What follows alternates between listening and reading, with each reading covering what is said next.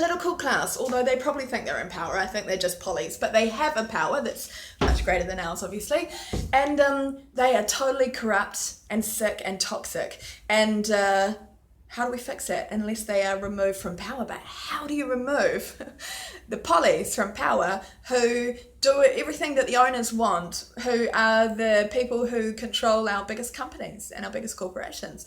We have a sickness in our constructive leadership. And even if you have a great life, a perfect world, you get on with your business and buy some clothes and go to work and have some nice dinners and party on the weekend, great, good for you, children, all that stuff.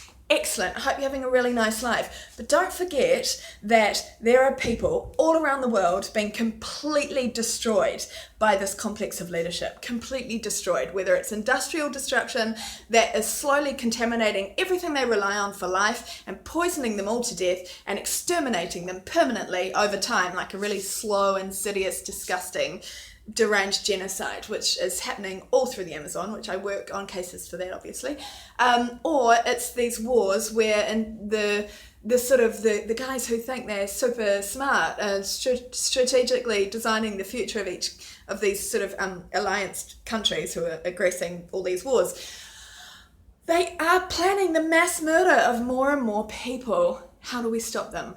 I don't have the answer, really. I mean, we can decentralize, we can try and get leadership or identify who are the leaders that exist that can stage a coup and take power off them. But even then, I think that a lot of our political class who aren't in power and aren't in this clique probably are afraid to do that. You know, how do we do it? Well, so I've been thinking. There's a campaign for peace that I've been designing.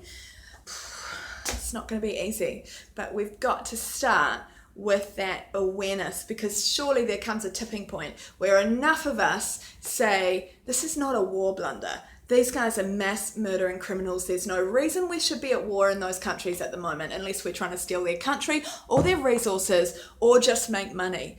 Daesh, I'm sorry, yes, those insurgent groups are very, very evil. But, you know, what terrifies me more is that this morning I sat at breakfast across from some friends. They were listening to a video in French. I was like, can you translate that and that and that? Angry guy talking in French. And it was Daesh, and they were threatening Marseille, innocent people in Marseille. Now, they were saying the same thing as me in another way. I'm saying French people need to start taking responsibility for these wars because it's our taxpayer, the taxes of the French people that are used to pay for it. But they were saying the same thing.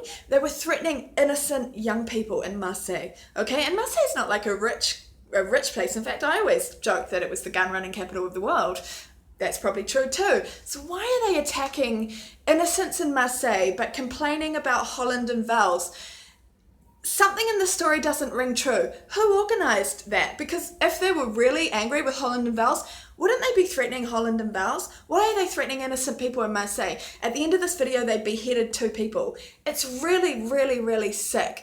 But the story doesn't make sense. Because if Holland and Valls are committing the crime, why wouldn't you attack Holland and Valls? When if you attack soft targets, like the kids in Marseille who are just getting on with their lives, then all you're doing is giving Holland and Valls exactly what they want, which is more of an excuse to escalate the taxpayers' budgets to bomb more people to death in Syria.